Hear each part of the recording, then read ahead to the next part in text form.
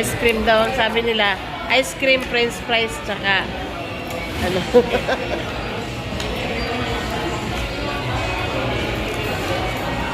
Di ba wala kayo sinabi ice cream?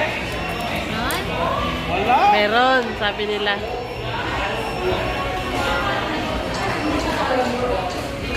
Ay, si mga nanapot. O sige na!